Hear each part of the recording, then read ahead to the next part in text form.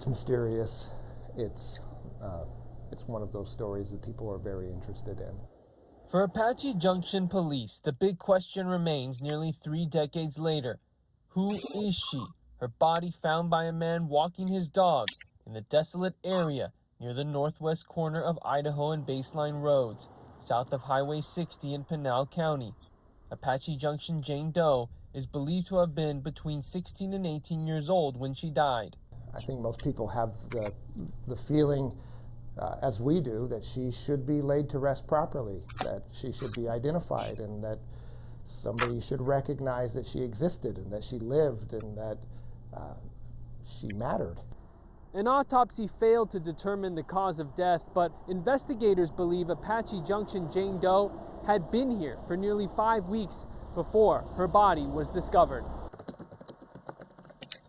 Through her DNA profile, Apache Junction Jane Doe is believed to be half black and Hispanic, estimated to be about 5'1", wearing blue denim cutoff shorts, a light-colored short-sleeved t-shirt with soccer balls on the front and back. She also wore a yellow metal ring. A ring. She had a bus token from Phoenix, and there was a little paper penny in her pocket. Since 2018, Apache Junction PD teamed up with the DNA Doe Project, a nonprofit dedicated to identifying John and Jane Does. Karen Binder continues to work the Apache Junction case, using GEDmatch, a website for genetic genealogy research, equipped with a global database in which anyone can upload their DNA file. Binder says recently, GEDmatch changed their policies to provide way more DNA matches. We can see all of the matches that are in GEDmatch instead of just those that have opted in. So when that happened, we got some really solid new matches for Apache Junction Jane Doe, and those have led us to find some people that we suspect could be in her close family. So we're currently looking for those people, and it's hard because we're doing a little international search right now. DNA Doe did locate a first or second cousin of the Jane Doe, who provided a name they had heard of before. This is the biggest lead we've had in this case, to have the name of somebody. Bernard Lyon Newman is his name. Who is he? Police say a crucial link to identifying Apache Junction's Jane Doe, but they say he is not a suspect in the case at all. Newman is simply a close relative, born in 1953 near Darmstadt-Eberstadt, Germany. His mother, named Elsie Marie Newman. His father's name unknown, but was an African-American believed to be a service member stationed in Germany. This is the closest that we've been, and we've been working on this case for a really long time, so it's super exciting. But is Newman alive? If he is he living in the U.S.? A critical piece to the puzzle for investigators to find. Just a huge case, and be huge for the city of Apache Junction, but more importantly, I think it would be huge for the family of this young lady. Corporal Harshman hopes someone out there recognizes the name in their own family tree. It could lead to identifying the mystery Jane Doe of Apache Junction. This has been a mystery that's been plaguing our department and plaguing our investigators for a long time. So we're happy to be this close. We're hopeful now, but we still have some work to do. Justin Lum, Fox 10 News.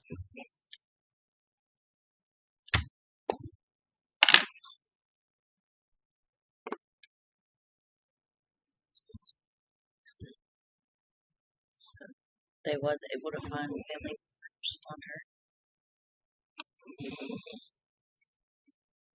So hi guys, I did want to go ahead and bring this to you as part of my missing Native American and missing cold cases and cases that don't get enough attention.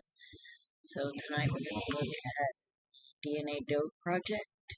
It's a pretty exciting project. You guys I'm going to include all these links in the description where you guys can go and check these out for yourselves. It's a pretty cool website here. You can click on it to show you guys active cases. It goes into the story, where they were found at, date body was found, the remains were found, Native American female, And the list goes on in these guys. It's really sad. So we have this. Kind of tells about skeletal remains. Some links here.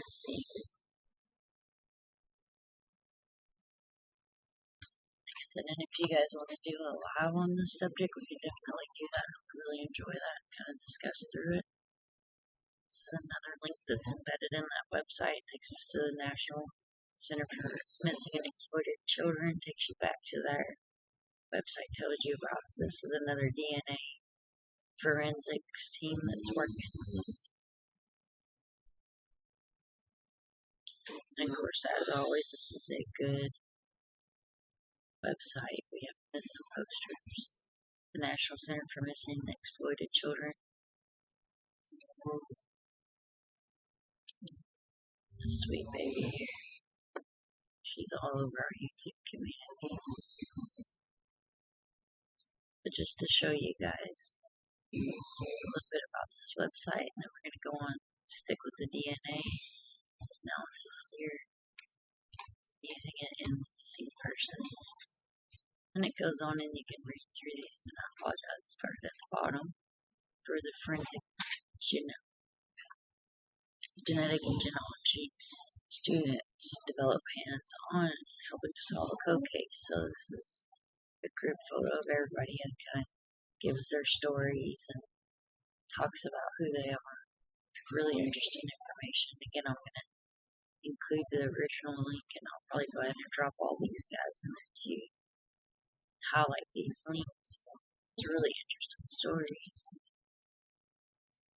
This was another foundation that's working with the DNA DOE project. So I thought this was really neat. I did want to go ahead and share this with you guys.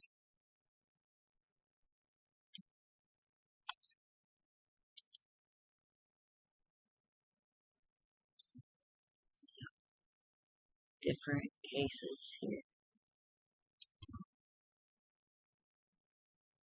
Mercer Island, 2018. Scroll down, it's going to tell us about the description.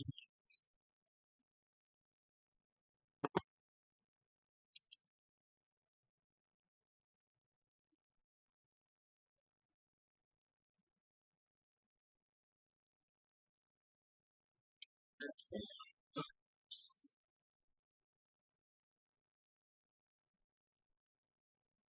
Completed search for human body of parts of the wooded area, an Indian reservation. So sad. So is the body found.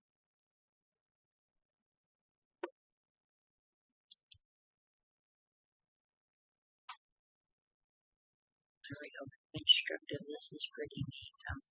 These artists are able to do this. An active case from 1970.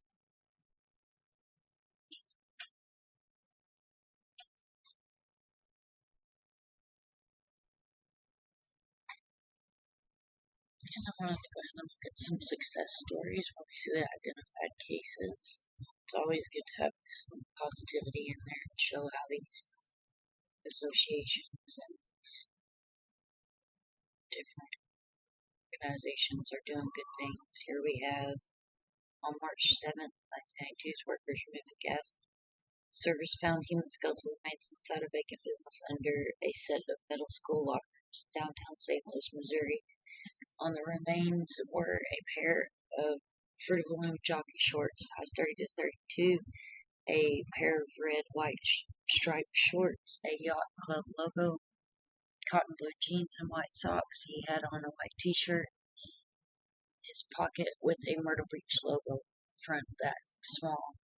Next to the body were a dark blue zippered jacket, pink button-down shirt, white tennis shoes, 8.5. Sure what that's supposed to mean. Sorry about that. A pair of black rubber boots, estimated to be too large for the victim. Forensic investigators determined the remains were that of a 15 to 35-year-old white male with a thin build, 5'8" to 11 inches tall, weighing approximately 145 pounds. The young man had somewhat of a straight to short, medium-length blonde to brown hair. The evidence was heel fracture to his right forearm and an injury earlier in life. Authorities speculate the deceased died from stab wounds 1 to 3 years prior to being found. It's crazy. 1 to 3 years prior to being found, he was found at 92.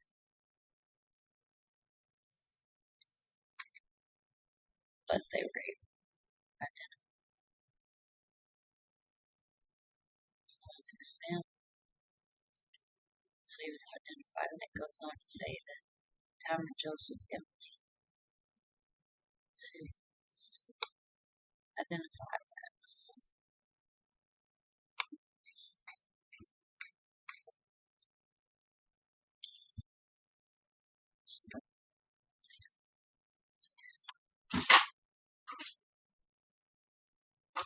this was from 2021, so this one's a little bit more recent. I love this picture. So on April 11, 2021, a uniformed officer in Gwinnett County Police Department responded to a complaint of a trash dumping in a heavily wooded area off Hamilton Road in Beaufort, Georgia. The officers observed a tent in the area and discovered what appeared to be a human skull. No other human bones were recovered as authorities. During the thorough search of the 13-acre forensic area, investigators could not determine much about the remains other than those of an 18 to a 30-year-old woman. Cause and manner of death could not be determined. The medical examiner indicated the remains could have been in the woods for at least 1 year or probably more.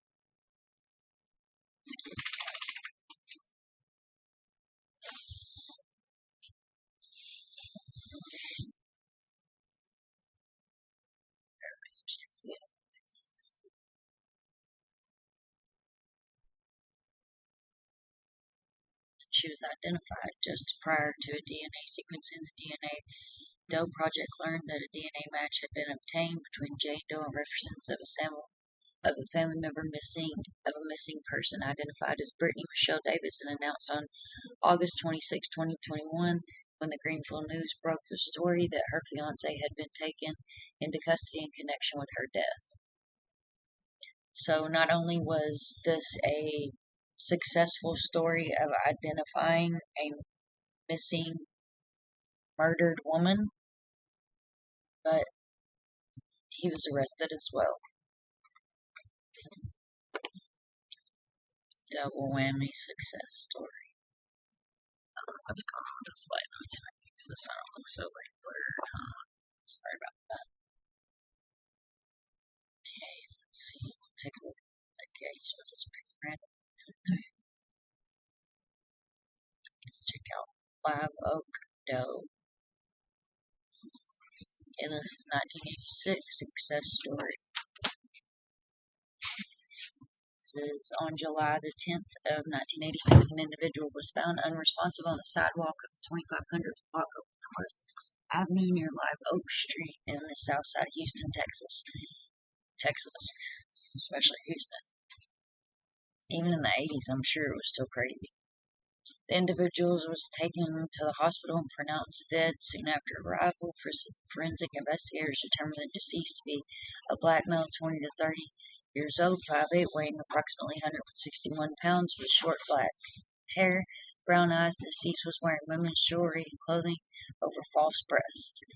This case was referred to the DNA DOE project, to the Trans DOE Task Force.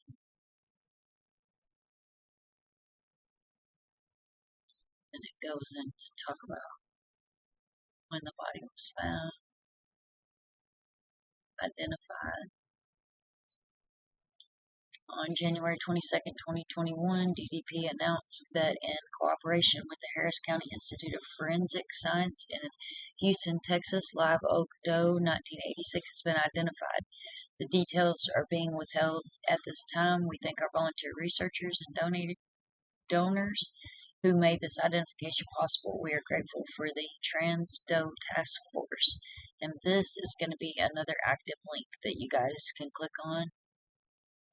And this is another good link to put like on your posties on the side.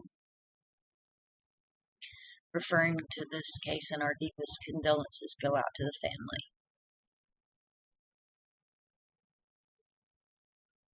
And you can donate here if you choose to. You don't have to. It's your choice. You can support by sharing the project if you want to support for free.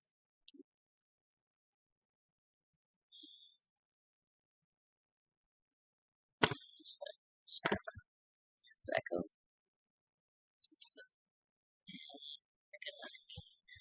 This one's Campfire Victims of 2018. This is a pending case and success story. I'm sorry, I'm gonna grab something to drink. No pun intended, it's my Mountain Dew.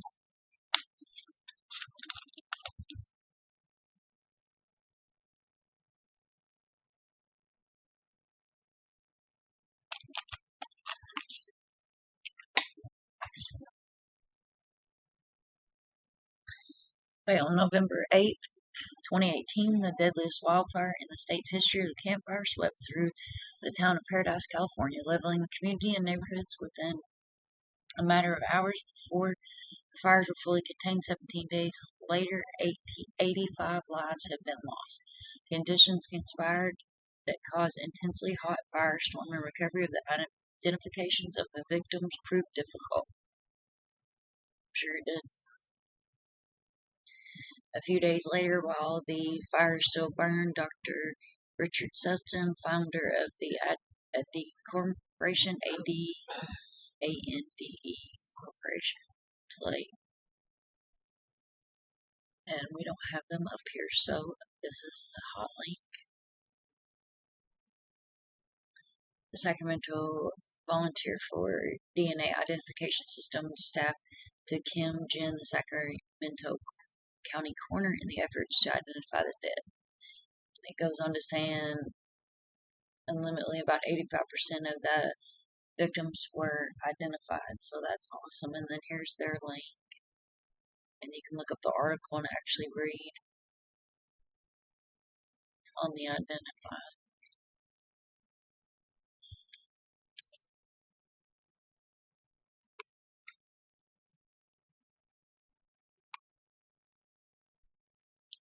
Like I said, I apologize for getting tongue-tied, pulling out my Mountain Dew, but it is late. I did not get to do this earlier, so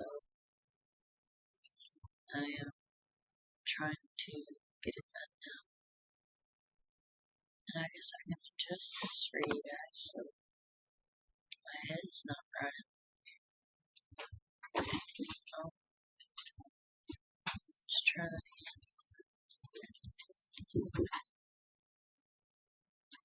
Let's move my big head up.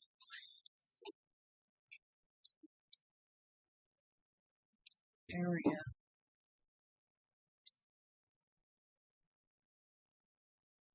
That's a little bit more viewer friendly. Okay, so here we have unidentified persons. And you can go down through here and look at the demographics, circumstances. It tells you where they were found, what county.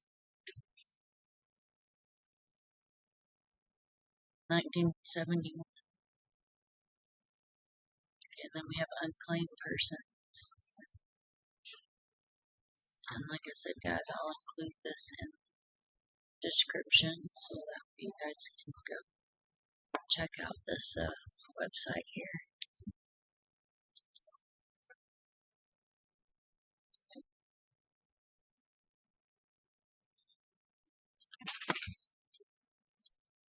Grab that so I can make it easy.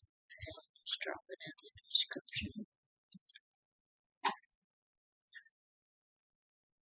Okay, so it looks like you can go in and put in different demographics or case numbers, contact information, see persons.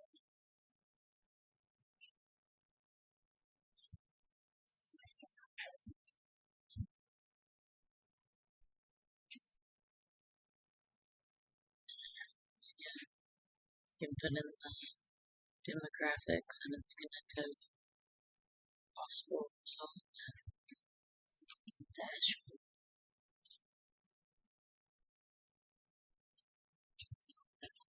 This is really sad how many names.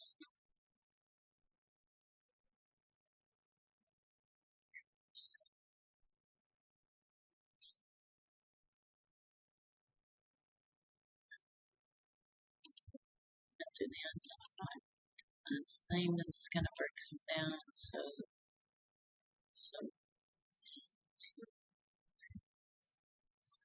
yep, state. Okay, so originally Kentucky. So let's see.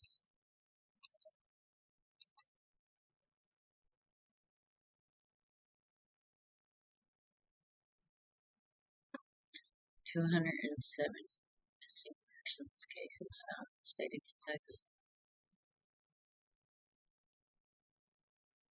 And then let's see a case.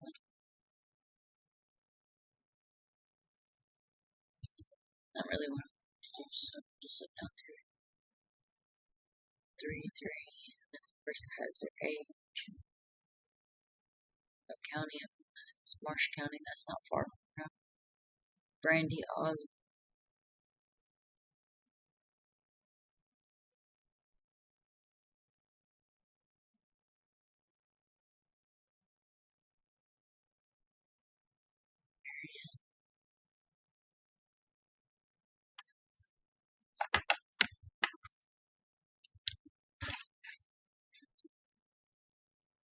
Sorry guys, sometimes when you run up stuff, you gotta break out that handy dandy note. That name sounds familiar, and like I said, that county is not far from. She's not much younger than me, and I've run across the town. It's not a small. It's a lot smaller than I think it is. She's been missing since October 2020.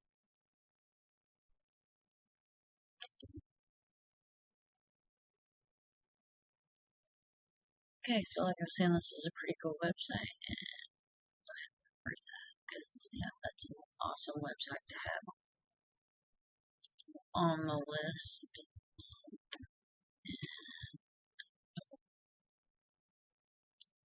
Let's see if I can do that one.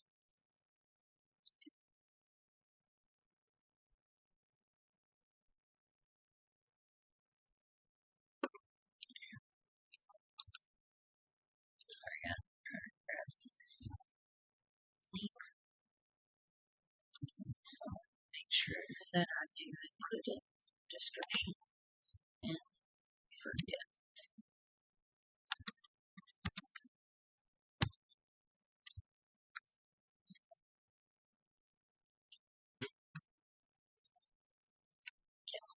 Sorry about that. Alright. So it looks like we have a video here, and you guys know I love my videos. So I'm going to go ahead and run this. Thank you for taking the time to visit NamUs.gov, the official website of the National Missing and Unidentified Persons System. For more than a decade, NamUs has helped investigators, coroners, medical examiners, and family members find missing persons and identify decedents. Our success has driven more and more users to NamUs services. In fact, 10 states now require criminal justice agencies to submit missing and unidentified persons cases to the NamUs program. We are taking steps to build on our success and make sure that NamUs is in the best position to respond to increasing demand. The Office of Justice Programs and the National Institute of Justice have relaunched this website to serve as the hub for all NamUs resources and information. We are focusing our resources on helping investigators and forensic professionals connect the dots in and between missing and unidentified person cases. As we transition the program and to ensure we reduce the current backlog of cases, we are taking a brief pause in accepting new forensic samples for testing. During this temporary pause and until further notice, we will not be accepting new forensic kits. We expect this pause will be brief, however. These innovations and improvements that we are making will strengthen the NAMUS program and ensure that it continues to grow and serve the needs of the field for years to come. We are excited about this next phase of NAMUS operations. We hope that you find this website useful, and we thank you for your commitment to finding the missing and identifying the unidentified and the unclaimed. Thank you.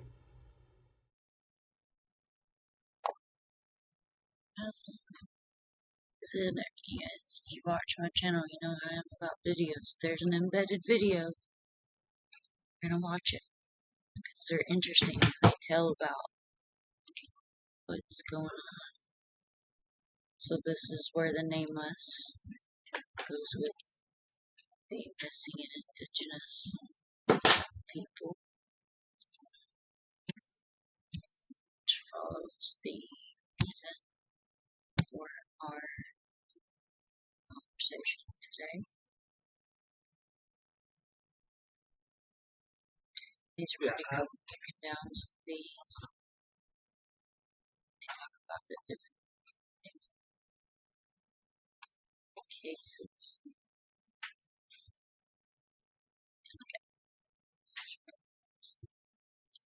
About us, library events, some training and outreach. And then you have different meetings here.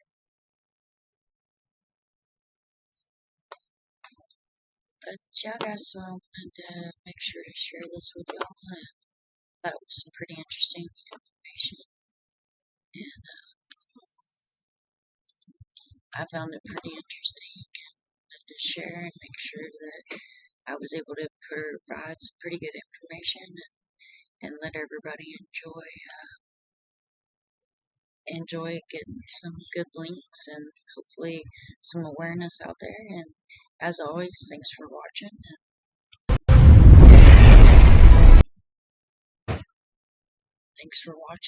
And remember, like, subscribe, and share, guys. Be a voice. You see something, say something. And it always takes a village to raise a child.